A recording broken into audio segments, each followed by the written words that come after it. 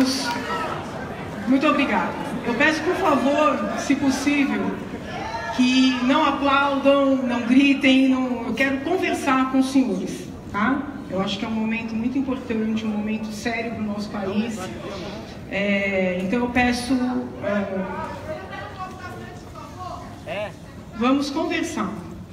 Eu inicio saudando a todos os integrantes da mesa, na pessoa da senhora Michele de Paula, a quem rendo minhas homenagens. A senhora Michele sabe, né, que os próximos meses, e se tudo der certo, os próximos anos, serão difíceis, e ela estará ao lado do seu esposo, né, para poder auxiliar a nação. Cumprimento todos os presentes. Gostaria de dizer aos senhores que fui muito honrada com o convite por parte do deputado Jair Bolsonaro para integrar a chapa para concorrer à presidência da República. Nós iniciamos um diálogo bastante profícuo. Entendemos que para uma parceria de 4 anos, esse diálogo precisa ser mais pormenorizado, né? Porque é um trabalho conjunto, será um trabalho difícil. Então, não é possível tomar uma decisão em 2 dias, né? Nós temos aí os prazos da Justiça Eleitoral, claro que cumpriremos esses prazos, e estamos dialogando, né? Qual é a minha mensagem para os senhores hoje? Na verdade, são algumas. Mensagem número 1. Por que eu me levantei contra o PT num primeiro momento, tá? Eu me levantei contra o PT porque eu vejo no petismo, e chamamos de petismo alargado, um totalitarismo, né? Eu que vivo dentro da universidade, sei bem o que é você divergir isso aqui. Não precisa ser completamente antagônico, basta perguntar por quê. Você levanta a mão num evento, numa reunião, numa aula, numa palestra, diz, mas por quê? Você não precisa dizer sou contra. E a reação é extremamente violenta, né? Então, num primeiro momento, o meu alerta piscou quando eu percebi esse totalitarismo crescente dentre os formadores de opinião, né? No âmbito político, o aparelhamento dos vários órgãos, apenas as pessoas que concordavam sendo admitidas, né? E, vamos dizer assim, subindo nas respectivas carreiras. Então, uma dominação das mentes, né? Então, a minha primeira resistência ao petismo alargado foi essa dominação das mentes. Num segundo momento, algumas bandeiras que são muito presentes na mentalidade do petismo alargado.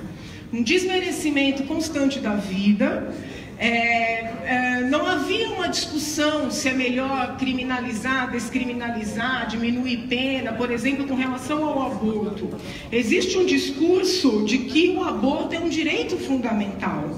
Então, esse discurso, quando levado para dentro de uma sala de aula, para meninas de 17, 18 anos, é um discurso cruel com estas meninas de 17, 18 anos. Também com relação às drogas, né? O diálogo não é o seguinte, olha, é melhor tratar criminalizando, descriminalizando, legalizando. Eu particularmente sou contra, mas eu sou uma pessoa extremamente aberta ao debate. O discurso que me incomoda é o discurso de alguém que entra numa sala de aula e fala para meninos de 17, 18 anos que droga é liberdade, quando todos nós sabemos que droga é prisão. Eu não estou falando aqui da prisão do corpo, da pessoa praticar algum crime e ser presa, é a prisão da dependência, né? A prisão da destruição daquela potencialidade. De um tempo para cá, venho percebendo também uma necessidade de normalizar a sexualização da criança e do adolescente, em tenra idade, né? E vejo isso com muito maus olhos. Então eu comecei já há muitos anos, não é de agora, né? Eu sou professora universitária há 20 anos. Então, há muitos anos que eu venho percebendo essa movimentação totalitarista e essas pautas preocupantes. Então, é uma história, eu estou trabalhando há muitos anos, né? Estou nesse caminho, não é de agora. Quando eu pedi o impeachment da presidente Dilma, eu disse para todo mundo que teve a curiosidade de me perguntar, né? que eu não estava pedindo o impeachment da presidente Dilma com o intuito de tirar a presidente Dilma e colocar outras pessoas para fazerem a mesma coisa ou algo parecido. Porque é muito comum ouvir o seguinte discurso: o PT perdeu a mão, o PT roubou demais. O que tem subtendido nesse discurso? Que roubar um pouco menos pode. Entretanto, essa ideia de que a corrupção faz parte do negócio foi que nos trouxe até aqui, né? Porque essa ideia ela vai corrompendo também os valores. Então, quando eu decidi enfrentar tudo que eu enfrentei contra forças muito fortes, e eu dizia: olha, isso aqui não é um impeachment asséptico, né? Porque muita gente achou que aquilo era um impeachment asséptico. Tira a presidente Dilma e as coisas vão se acalmando e vão se acomodando e continuarão como sempre foram. Não era isso que tinha na minha mente. Tanto é que quando eu ouvia aquelas gravações, não, a gente vai estancar a sangria, eu falava: olha, não estão falando do meu pedido de impeachment. O meu não tem nada a ver com isso. Eu vejo o impeachment como o início do processo de depuração do nosso país. E este processo tem que ter segmento. E o que é que eu estou enxergando no cenário nacional no dia de hoje, nos dias de hoje? Uma junção de forças muito fortes, porque tem o poder político, o poder econômico, o poder da caneta e, em alguns casos, até o poder das decisões.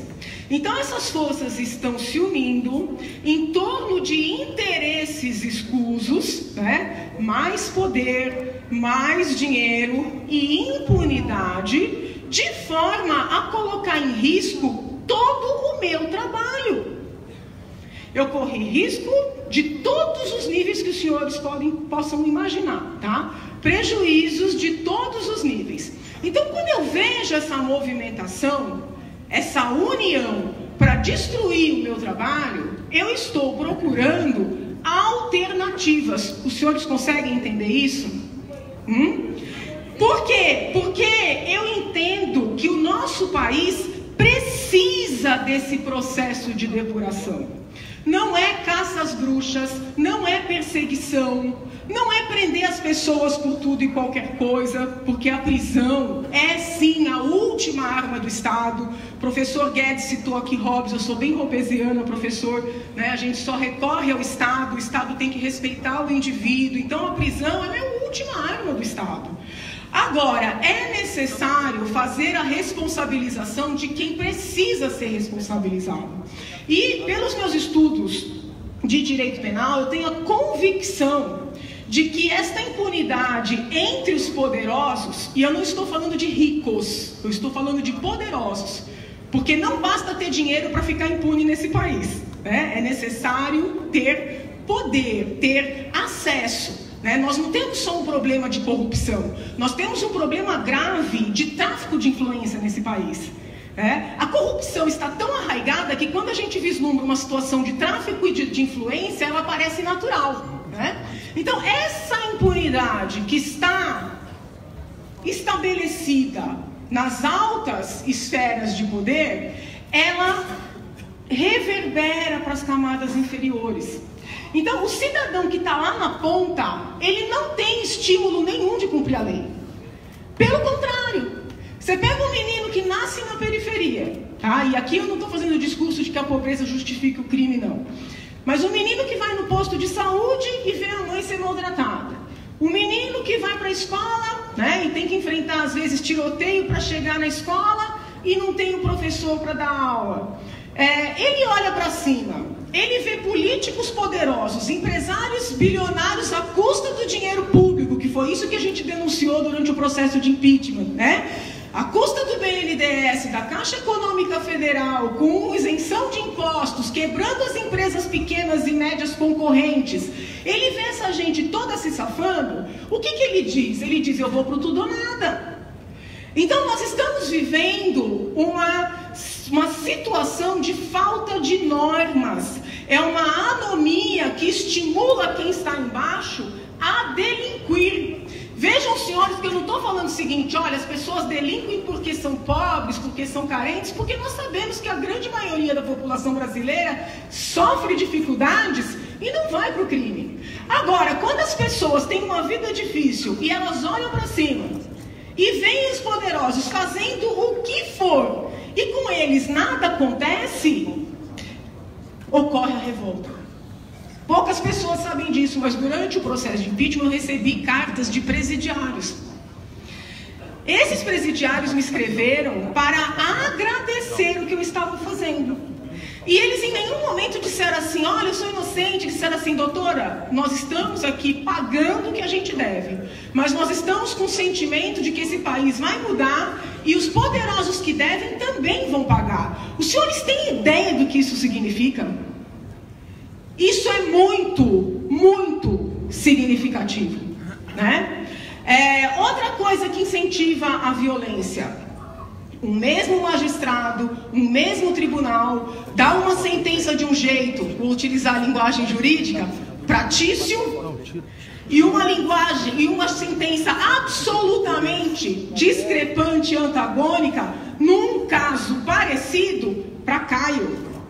Não existe república que se possa apresentar como tal, na qual uma decisão do mesmo tribunal ou do mesmo magistrado seja, nas mesmas circunstâncias, de um jeito pratício e de outro jeito para Caio. É isso que nós precisamos enfrentar. Os senhores estão acompanhando? Então, é muito importante que nós tenhamos em mente qual é a nossa meta. Por que eu estou dizendo isso? Porque não se ganha a eleição com um pensamento único. E mais, não se governa uma nação com um pensamento único. Essa parte é muito importante. Os seguidores, muitas vezes, do deputado Jair Bolsonaro, eles têm uma ânsia de ouvirem um discurso inteiramente uniformizado. Pessoas só são aceitas quando pensam exatamente as mesmas coisas. Reflitam se nós não estamos correndo risco de fazer um PT ao contrário. Vejam, eu não vim aqui para receber aplausos. E eu não vim aqui atrás de cargo. A minha fidelidade, e eu falo isso com honestidade porque eu já disse isso para ele hoje de manhã, não é ao deputado Jair Bolsonaro, a quem eu, assim, externo aqui todo o meu respeito. A minha fidelidade é ao meu país.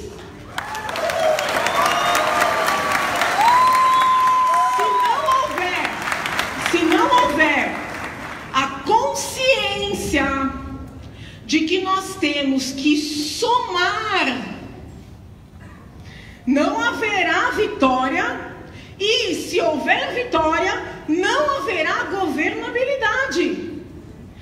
Nós temos que pensar nos dois momentos, a campanha e a governabilidade. Nós temos um povo multifacetário. Às vezes um grupo concorda com o outro num ponto, discorda de outro.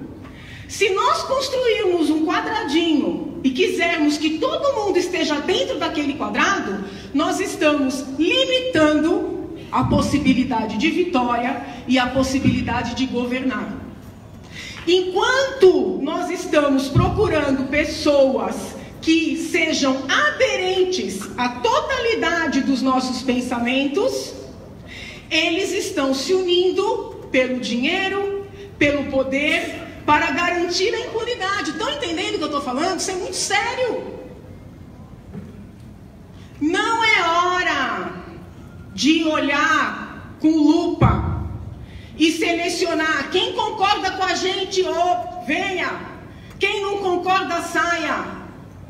Isso não existe numa república e numa democracia. Nós temos que ter linhas mestras, né? Quais são as linhas mestras? A valorização da vida, proteção da juventude e enfrentamento da criminalidade, sobretudo de poder, porque é essa que mina todas as outras partes da nossa nação. É isso que tem que nos unir. Estão compreendendo? Então eu peço aos senhores que reflitam sobre o que eu estou dizendo, né? Eu sou uma pessoa que dialogo com todo mundo. Sou muito firme nas minhas convicções. Estou fechando. Sou muito firme nas minhas convicções, né? Eu vim aqui não com o intuito de aderir, de dizer, olha, estou contigo e abro mão de tudo que eu escrevi, de tudo que eu falei. Porque houve um presidente que falou, esqueçam o que eu escrevi, né?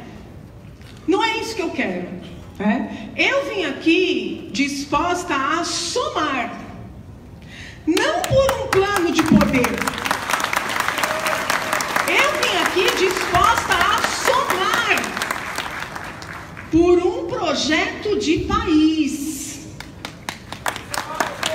Se nós não formos capazes de somar, nós não somos capazes de governar. Porque as pessoas podem discordar da gente e serem honestas, e serem corretas, e quererem trabalhar, e quererem se unir, e quererem enfrentar quem precisa ser enfrentado. Nós não podemos cair na armadilha deles, que é a armadilha da cisão. É verdade. Né? Quando a gente diz, você é bem-vindo porque você concorda com todos os pontos da nossa mentalidade, não tem diferença para eles. Então, quais são as linhas mestras? Você é bem-vindo. Você até tem o seu pensamento diferente, mas você está conosco nas linhas mestras. E a gente vai trilhar e construir, né, um país que pode ser o coração do mundo. É nisso que eu acredito. Eu poderia vir aqui e fazer um discurso mais interessante, mais palatável, mas ele não seria útil para a minha nação, né? Eu estou falando aqui para o pessoal do PSL, para os políticos do PSL, mas está todo mundo assistindo, eu estou falando para a nação. O meu convite é de união desse país, é um convite de eleição de linhas mestras e é um convite de rumar a esse Brasil com o qual todos nós sonhamos, para falar a verdade, para reunir a nação.